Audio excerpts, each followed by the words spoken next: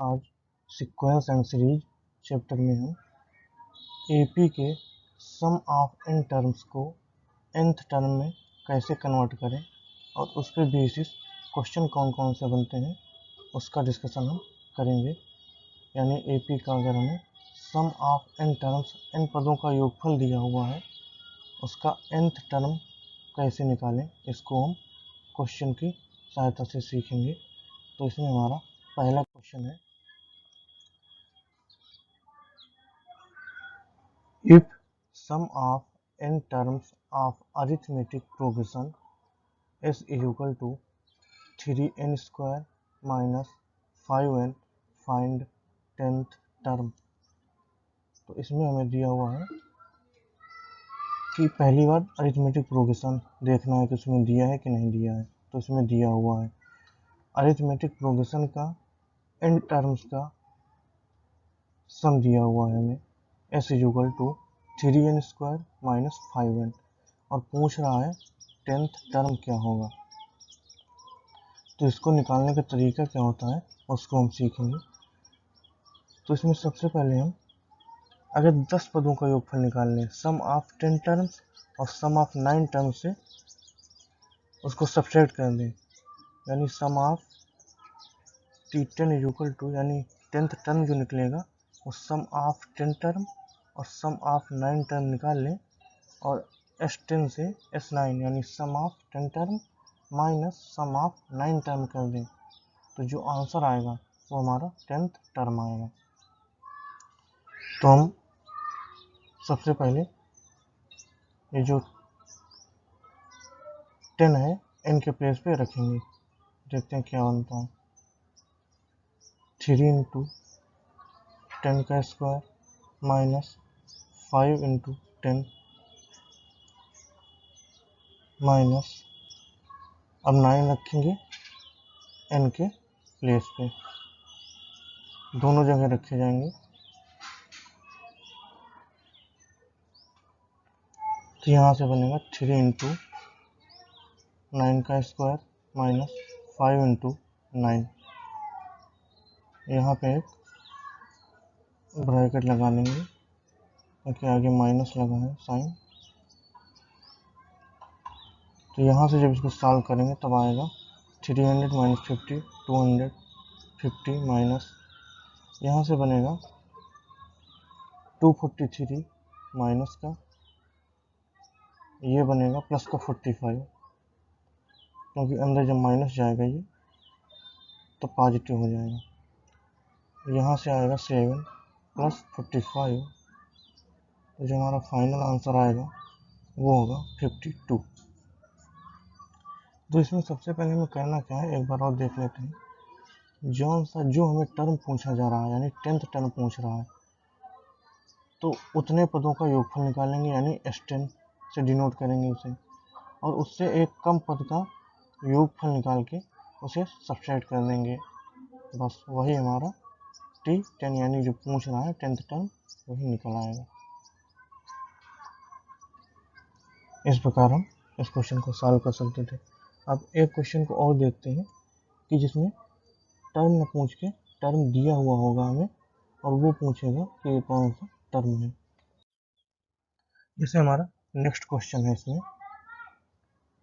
Question number 2 है ये, if sum of n terms of AP s is equal to 3n square plus 5n then which term is 164। यानी हमें AP के n पदों का योगफल दिया हुआ है 3n स्क्वायर प्लस 5n और वो हमसे पूछ रहा है कि इसका जो 164 है वो कौन सा पद होगा। तो हम ये तो निकालेंगे नहीं कि एक एक पद निकाल के चेक करेंगे कि कौन सा पद है, उसके लिए कुछ दूसरा मेथड देखेंगे हम।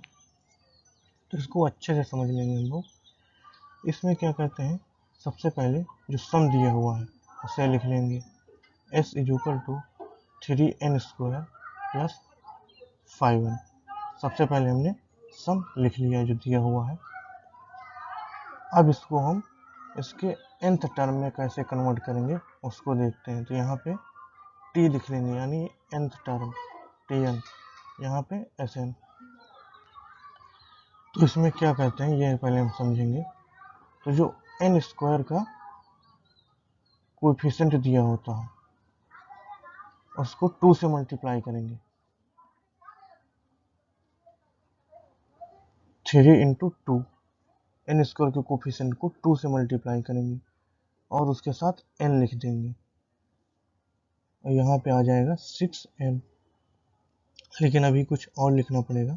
इसमें एक चीज़ और देखनी पड़ती है, वो क्या है कि यहाँ पे जो n स्क्वायर का कोफिशिएंट 3 है और n का कोफिशिएंट 5 है, तो यहाँ पे 3 लिख लेंगे और 5 लिख लेंगे। बीच में जो साइन लिखा हुआ है प्लस का है वो लिख लेंगे। तो इसका योग आ रहा है 8, यानी इसका सम आएगा 8।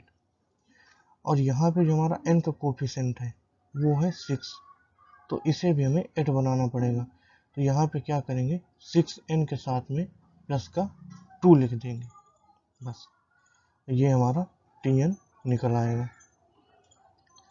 यहाँ से हमारा tn निकल के आया है 6n plus 2, tn is equal to 6n plus 2, यानी जो nth टर्म है वो निकल के आया है 6n प्लस का 2। अब इसमें हम ये करेंगे कि जो 164 है, जो पूछ रहा है कौन सा टर्म होगा, उसको tn के प्लेस पे रिप्लेस कर देंगे। tn के प्लेस पे 164 रख देंगे, जो हमारा आंसर होगा वो आ जाएगा।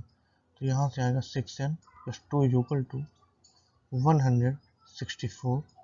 यहाँ से आएगा 6n is equal to 2 subtract हो जाएगा तो आएगा 162। तो यहाँ से जो n आएगा, n इज इक्वल टू, जब 162 को 6 से डिवाइड करेंगे तब आएगा 27th टर्म। तो इस प्रकार हम इस क्वेश्चन को सॉल्व कर सकते हैं। अब एक क्वेश्चन को और देखेंगे हम। क्वेश्चन नंबर 3 है,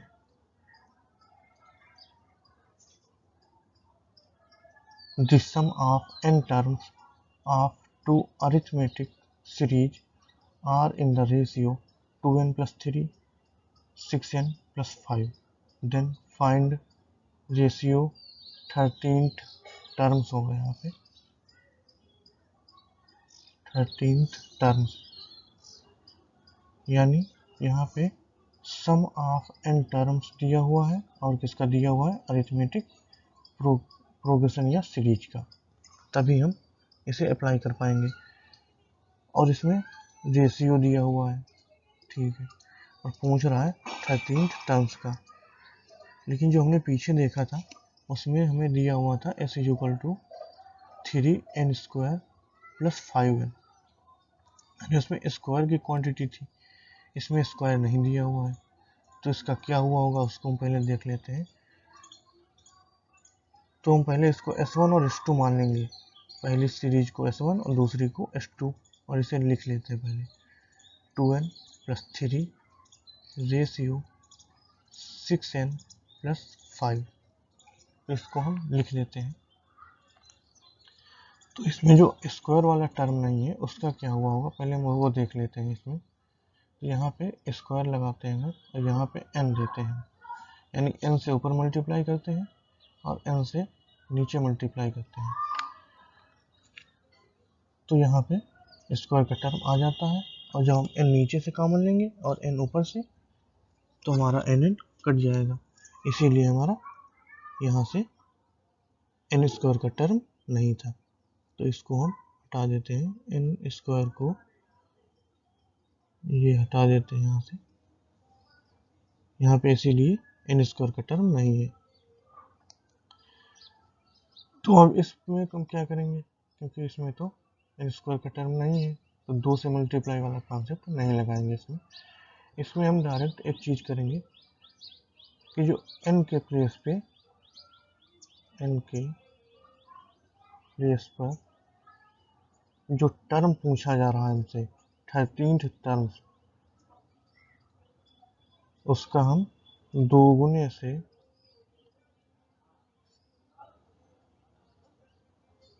एक कम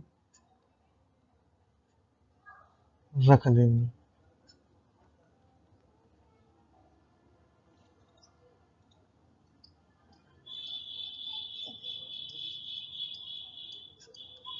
अगर हम n के प्लेस पे जो टर्म पूछा जा रहा है उसका दोगुना करेंगे, यानी 2 से मल्टीप्लाई करेंगे और -1 करके n के प्लेस पे रख दें तो हमारा फाइनल आंसर आ जाएगा। तो इसमें हम जो 13th टर्म दिया हुआ है सबसे पहले उसमें 2 से मल्टीप्लाई करेंगे, -1 करेंगे तो हमारा आएगा 25 और इस 25 को जो हमें n दिया हुआ है n के प्लेस पे रख देंगे तो हमारा यहाँ से क्या बनेगा, S1 ratio S2 is equal to 2 into 25 plus का 3 अपान में 6 इंटू 25 प्लस का 5।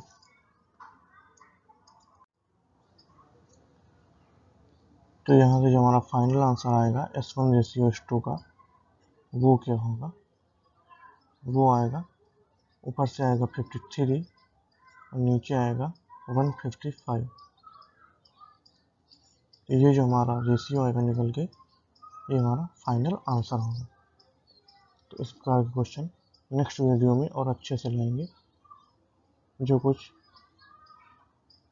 और कॉन्सेप्ट पे आधारित होंगे।